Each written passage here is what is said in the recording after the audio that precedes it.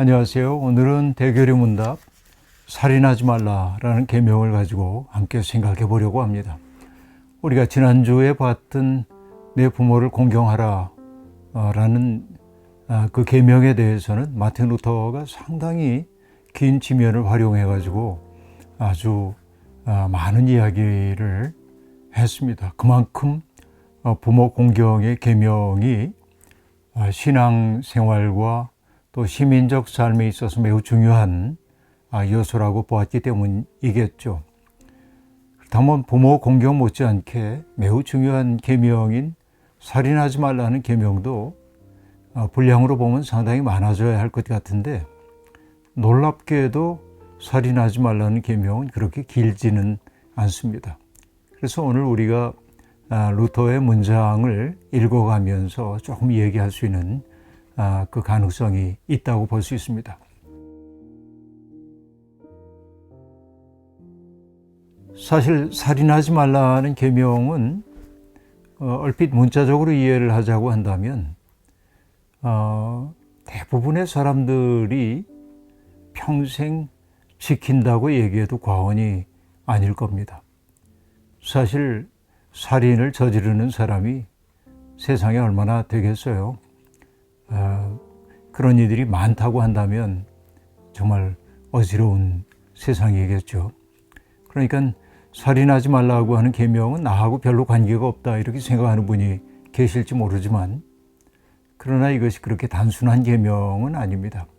살인하지 말라, 이것이 아주 중대한 계명으로 들어온 까닭은 사실은 인류의 역사 속에서 살인의 사건이 도처에서 벌어지고 있음을 알기 때문일 겁니다. 우리가 잘 아는 가인은 에덴 이후에 태어난 첫 번째 사람이었습니다. 그런데 그 가인이 형제 살해자가 되었다고 하는 이야기는 인간이 걸어온 우울한 발자취를 그대로 보여주고 있습니다. 사실 창세기의 이야기를 보더라도 많은 형제 간의 갈등 이야기로 점철되어 있다고 볼 수 있죠. 아브라함의 두 아들인 이스마엘과 이삭 이야기도 갈등의 이야기로 등장합니다. 그런가 하면 이삭의 두 아들인 에서와 야곱 또한 갈등 속에 있었고, 내가 저 녀석을 죽여버릴 거라고 장담하는 지경에까지 이르렀던 것을 우리가 알 수 있습니다. 그뿐만이 아니죠. 야곱의 12아들 가운데 요셉과 다른 형제들의 갈등 이야기도 그러합니다. 그러니까 형제 간의 갈등 이야기, 그 갈등들이 결국 살인으로 귀착되는 이야기는 자주 등장한다고 그렇게 볼 수 있겠습니다. 인류 사회에서 아주 우울한 어두운 그림자가 살인하지 말라는 계명을 어기면서 나타났다고 볼 수 있습니다. 그러나 이 계명이 단순히 남의 생명을 취하는 행동을 그만두라고 하는 말로만 받아들이면 우리는 이 계명을 깊이 있게 이해했다고 얘기할 수 없겠죠. 루터는 바로 그 점에서 출발을 하고 있습니다. 그동안 나타났던 이야기, 그러니까 앞에서 루터가 다루었던 내 부모를 공경하라라고 하는 그 계명이 가족 간의 관계를 나타내는 것이었다면, 이제 등장하고 있는 살인하지 말라는 계명부터 이후에 등장하는 계명은 이웃 간의 문제를 다루고 있다고 루터는 그렇게 보고 있습니다. 근데 처음부터 우리에게 한 가지 의문이 떠오르는 게 사실입니다. 살인하지 말라라고 말하는데, 만약에 어떤 정부가 아주 흉악한 범죄를 저지른 사람들이 있을 때 그 사람을 처형하는 사형 제도를 존속하고 있을 때 이것은 계명에 대한 위반 아닌가 하는 생각이 들 수도 있죠. 루터는 그런 현실을 모르지 않았던 것으로 보입니다. 그래서 그는 이 계명을 이야기할 때 세상 정부와는 별로 관계가 없는 계명이라고 그렇게 말하고 있습니다. 다시 말하면 사람들로부터 정당한 권력을 위임받은 공권력에 의해 행해지는, 어떻게 보면 처형 제도 같은 것은 부득이한 것으로 받아들여야 한다는 것, 이것이 루터가 가지고 있는 기본적인 입장으로 보이는 게 사실입니다. 사실 인간 사회에 어떤 사적 보복이 용인된다고 한다면 세상은 너무 험악해지겠죠. 그래서 사람들은 사적 보복을 하지 않기 위해서 특별한 사람들을 구분했고 그들에게 보복의 권한을 위임했죠. 이것이 공권력이라고 얘기할 수 있겠습니다. 공권력은 그래서 권력이라는 말이 그 속에 포함되는 것처럼 폭력의 가능성을 내포하고 있다고도 얘기할 수 있겠습니다.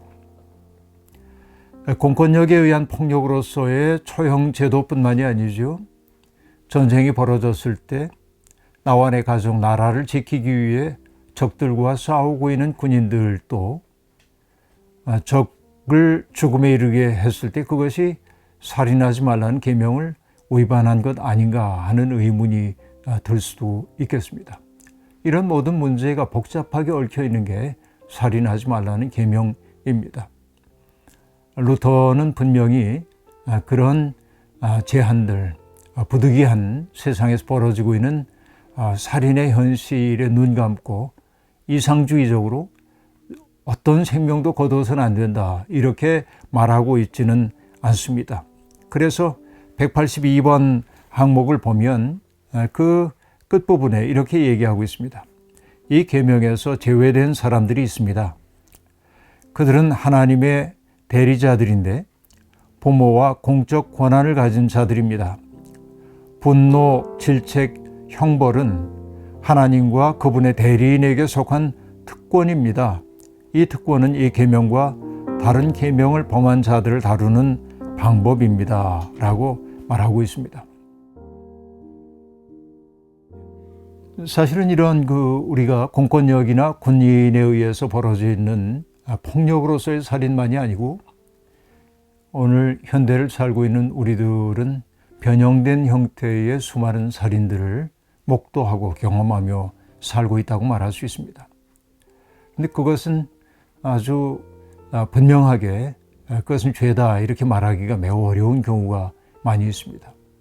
예를 들면 산모의 건강을 위협하고 있는 임신의 경우에 임신 중절하는 그러니까 낙태하는 그런 일이 죄냐 아니냐 이렇게 따지는 것은 굉장히 가혹한 일일 수도 있습니다. 여성들의 자기 결정권을 우리가 함부로 말하는 것도 적절한 태도는 아니라는 생각이 들기 때문에 그렇습니다. 아직은 우리나라에서 허용되지 않은 것으로 알고 있습니다만은 존엄한 죽음을 위해서 안락사를 선택하려는 분들이 있는데 안락사를 선택하는 것이 과연 생명의 주인이신 하나님의 권한을 침해하는 것이냐 이것도 우리가 묻고 또 물어봐야 할 질문 가운데 하나입니다. 과거에 종교적인 열정 때문에 순교의 길을 기꺼이 걸어갔던 사람들도 순교라고 하는 것이 종교를 인하여 죽임을 당하는 것이긴 합니다만 그것이 죽는 자리인 줄 알며 갔다고 한다면 그것도 일종의 죽음을 선택한 것으로 봐야 하겠죠. 그렇게 보자면 그리스도 역시 그런 누명으로부터 벗어나기가 어렵다고도 얘기할 수 있겠습니다.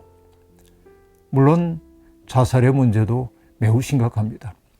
OECD 국가 가운데 우리나라가 자살률이 가장 높은 나라라고 얘기하고 있죠. 참 부끄러운 일입니다. 물론 자살에는 다양한 형태가 있습니다. 개인적으로 더 이상 견디기 어려워서 자기의 생명을 스스로 거두는 그런 개인적 자살도 있죠. 그러나 어떤 사회 내재해 있는 폭력이나 모순 또 불합리한 것들, 부조리 이런 것들을 폭로하기 위해서 선택한 사회적 죽음 또한 있음을 우리가 압니다. 사회적 죽음이 일어나지 않는 세상이 좋은 세상이겠지만 과거에 그렇게 죽음을 선택했던 사람들도 있습니다. 그런가 하면 이타적 죽음을 선택한 사람들도 있죠. 예를 들면 기차가 달려오는데 기차 선로에 떨어진 사람을 돕기 위해 뛰어들었다가 죽는 사람들도 어떻게 보면 이타적 죽음을 선택했다고 말할 수 있겠습니다. 그러니까 살인이라고 하는 그 계명 그 자체는 매우 복잡한 현실을 내장하고 있다고 우리가 인정하고 넘어가지 않으면 안 된다 하는 얘기입니다. 근데 루터는 그렇게 복잡하게 이 현실을 바라보고 있지는 않고 어쨌든 살인하지 말라는 계명 속에 담겨있는 기본적인 의미가 뭘까 살펴보고 있는데요. 흥미로운 것은 루터가 대단히 심리적인 접근을 하고 있다는 사실입니다.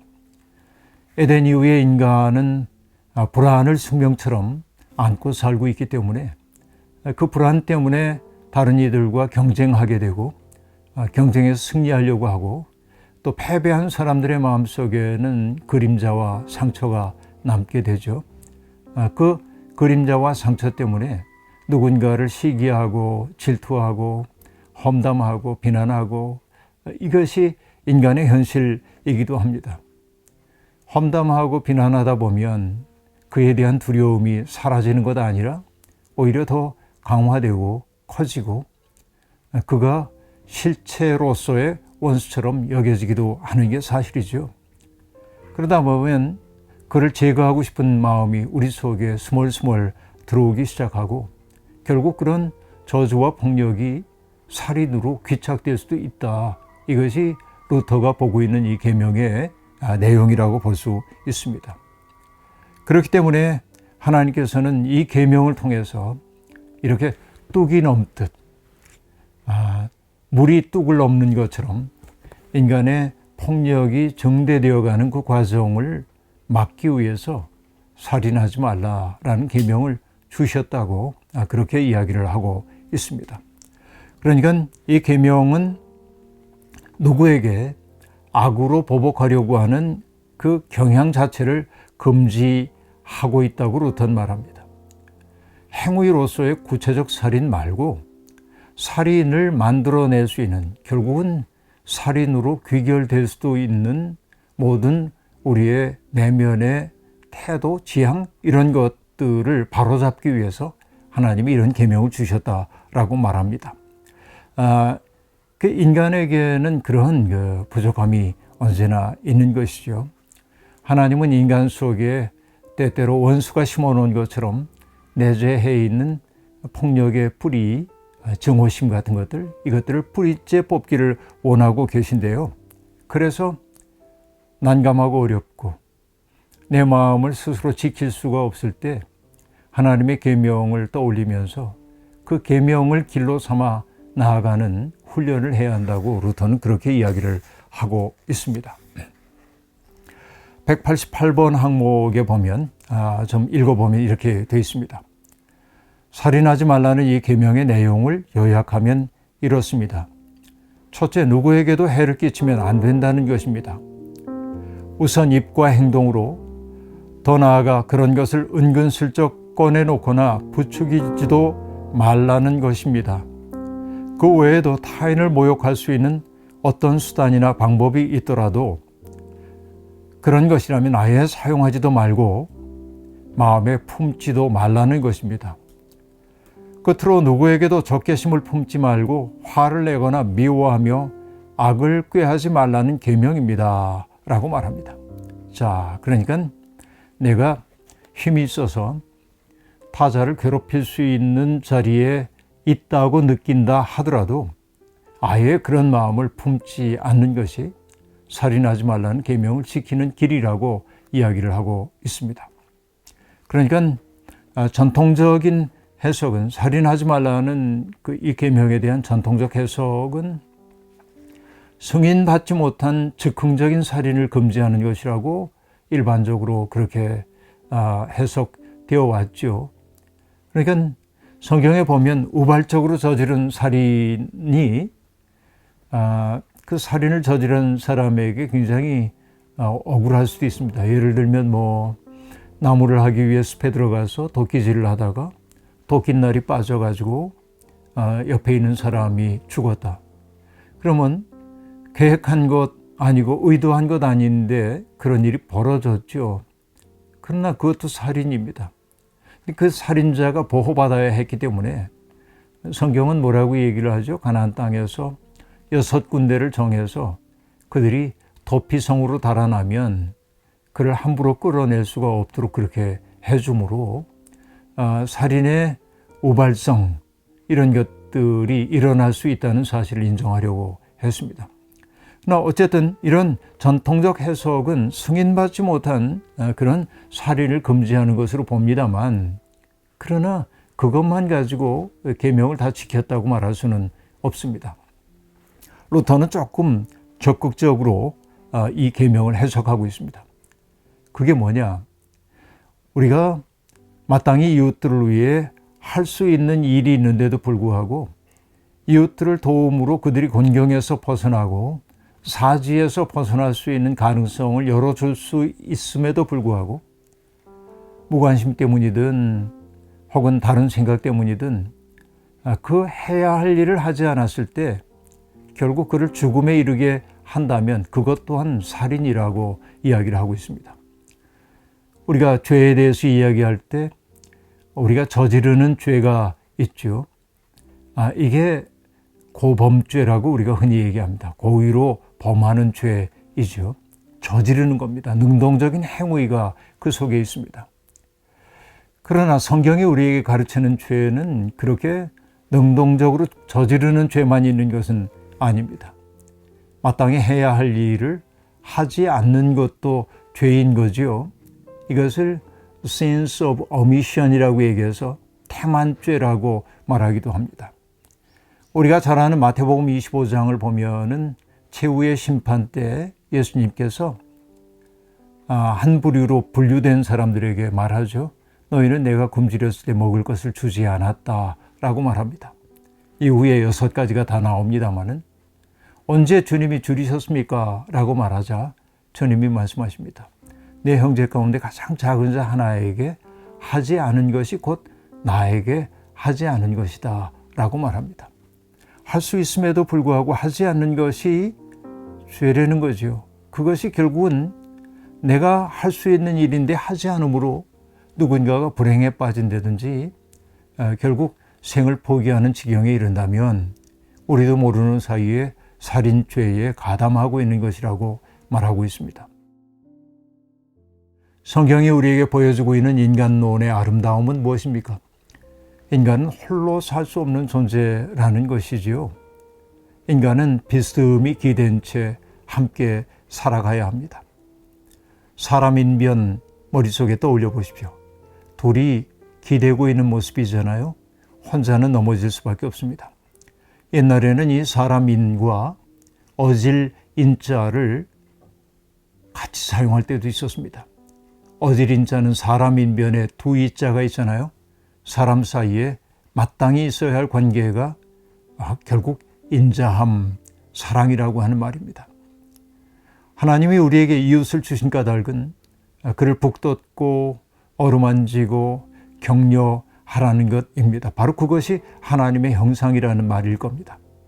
그런데 우리가 도울 수 있는 능력이 있음에도 불구하고 누군가를 돕지 않는 것은 결국은 하나님의 형상을 부정하는 일인 동시에 나 자신이 하나님의 형상이라는 사실을 망각하는 현실이라고 루터는 그렇게 보고 있는 것이죠. 이게 매우 중요한 것이라고 볼 수 있습니다. 그러니까 이웃들의 요구에 응답하는 것이 살인하지 말라는 이 계명 속에 담겨 있는 능동적 의미라고 루터는 그렇게 말하고 있습니다. 192번 항목 보실까요? 루터는 이렇게 말합니다. 실제로 이웃을 살인하지 않았다 하더라도 이웃을 불행에 빠뜨리고 그로 인해 죽게 되는 것을 방조했다면 이런 사람이야말로 살인자이며 피냄새만 쫓는 사냥개가 아니고 무엇이란 말입니까? 살인자는 그에 대한 책임을 져야 합니다. 자, 이웃을 불행에 빠뜨린다든지 그러므로 그를 죽음으로 유인했다면 그는 살인자라고 말하고 있습니다. 생각해 봅니다. 우리 시대의 아주 심각한 문제가 성폭력의 문제 같은 것들이 있죠. 누군가를 성적으로 착취하고 그것을 사람들 앞에 노출해서 더 이상 사회적으로 자기를 드러내고 살 수 없는 사회적 죽음을 강요하는 현실이 얼마나 많이 있습니까? 성폭력뿐만 아니라 누군가를 정신적으로 학대하는 일 또한 얼마나 자주 일어나고 있습니까? 누군가에게 살아갈 수 있는 희망을 북돋기는커녕 살아갈 희망을 빼앗아 죽음에 이르게 한다면 그것은 실체론적 살인은 아닐는지 몰라도 존재론적인 살인이라고 말할 수 있겠습니다. 그런데 이런 어떻게 보면 극단적인 폭력만이 문제인 것은 아닙니다. 예를 들면 생산성을 확보하기 위해서 노동자들의 노동 조건을 아주 어렵게 만드는 비용 절감을 위해서 마땅히 해야 할 안전 조치를 하지 않으면서 누군가를 가혹한 노동 조건 속에 밀어넣는 것, 이런 것도 살인하지 말라는 계명에 위배되는 행위라고 우리들이 볼 수밖에 없습니다. 우리는 이런 사실을 깊이 생각해야 합니다. 이 계명을 한마디로 요약한 것이 193번 항목인데요. 루터는 이렇게 말합니다. 이 계명에 담긴 하나님의 본래 의도는 아무에게도 해를 입히지 말고 도리어 선과 사랑으로 모든 사람에게 증명하라는 것입니다. 라고 말하고 있습니다. 살인하지 말라는 그 소극적 계명을 적극적 계명으로 해석하고 있습니다. 해를 끼치지 않는 것이 소극적인 행위라면 적극적으로 선을 행하는 것, 사랑으로 보살피는 것, 이것이 이 계명의 적극적 의미라고 이야기할 수 있겠습니다. 자, 살인이 다른 데 있지 않습니다. 예수님도 말씀하셨죠. 옛사람은 너희에게 말하기를 살인하지 말라 하였다 하는 것을 너희가 들었다. 그러나 나는 너희에게 말한다. 형제에게 노하는 자는 심판을 받을 것이고 형제를 보고 바보라고 하는 자는 관원에게 끌려갈 것이고 그리고 형제를 보고 미련한 놈이라 하는 사람은 지옥불에 던져지게 될 것이다 라고 말합니다. 결국 모욕하는 것, 또 누군가를 조롱하는 것, 그의 존재 자체를 부정하는 그 일이야말로 지옥의 형벌에 해당된다고 주님은 적극적으로 해석하고 있음을 알 수 있었습니다. 여러분, 이 계명은 그저 일반적으로 모든 문화권 속에 살인하지 말라는 계명이 있긴 합니다만 사실 이 계명이 더 우리에게 절실하게 다가오는 까닭은 애굽 땅에서 인격으로 취급받지 못했던 히브리인들의 아픔이 그 속에 배어 있다고 말할 수 있겠습니다. 그들은 하나님의 형상으로서의 존엄한 존재가 아니라 언제든지 제국이라고 하는 기계에 의해 파수어질 수도 있는 존재, 부품화된 존재, 언제든 교체 가능한 존재로 취급당했습니다. 그것이 초연한 경험이었습니다. 그렇게 살인하지 말라고 하는 것은 인간을 인간으로 대우하라는 아주 강력한 메시지라고 얘기할 수 있겠습니다. 20세기의 위대한 사상가였던 알버트 슈바이처는 생명 경외 사상을 인류 앞에 내놓았죠. 세상에 존재하는 모든 것들이 살기를 원하는 생명이라고 하는 말입니다. 정말로 그러합니다. 세상에 존재하는 모든 것들이 살기를 원하는 존재임을 우리가 마음 깊이 명심하게 될 때 세상은 조금은 더 따뜻한 곳으로 바뀔 가능성이 있다고 얘기할 수 있겠습니다. 정현종 선생님의 살인자라고 하는 시를 여러분께 들려드리고 싶습니다. 꿈에 나는 살인자로서 쫓긴다. 들통이 나면 어쩌나 전전긍긍. 좁혀 들어오는 수사에 한없이 불안하다가 고개 비행하는 비행기가 아슬아슬하게 땅에 접근했다가 날아오르는 것처럼 간신히 벗어나는가 싶을 때 잠을 깬다. 다행스러우면서도 그러나 마음은 무겁다. 그 꿈이 나를 무겁게 한다. 이 얘기 끝에 이렇게 이제 시적 표현을 하고 있습니다. 사람을 실제로 죽인 사람만이 살인자인가? 아닐 것이다. 예컨대 말 한마디, 눈초리 하나도 살인적일 수 있을 것이다. 어떤 거짓말은 살인적이고 어떤 진실도 살인적이다. 어떤 냉담도 그렇고 어떤 열정 또한 그러하다. 이 나락을 어찌하리?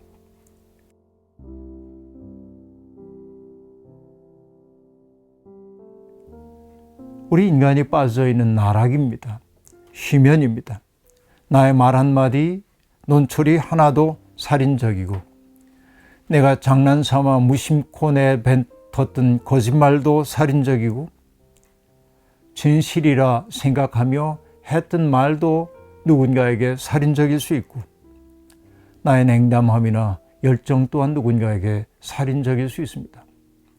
그렇게 우리는 정말 조심조심 나 좋을 대로가 아니라 다른 사람의 입장에 서보는, 배려하는 그런 삶을 치열하게 연습하지 않으면 안 됩니다. 오늘 우리 청소년들이나 어린이들이 잔혹한 게임에 많이 노출되어 있는 경우도 많이 봅니다. 생명 있는 것들을 오락을 하듯 죽이는 이런 일들이 영상 공간 속에서 벌어진 일이라 할지라도 이것이 우리의 감수성에 해를 끼친다면 기독교인인 우리들은 거기에 대한 경각심을 가져야 할 것 같습니다. 다시 한번 말씀드립니다. 살인하지 말라, 이 계명 나는 지켰다고 장담할 게 아니라 오늘 나의 살아가는 모습 하나하나가 누군가에게 살인적일 수 있다는 사실을 명심하면서 조심조심 오늘도 믿음의 길을 걸어가기를 바랍니다.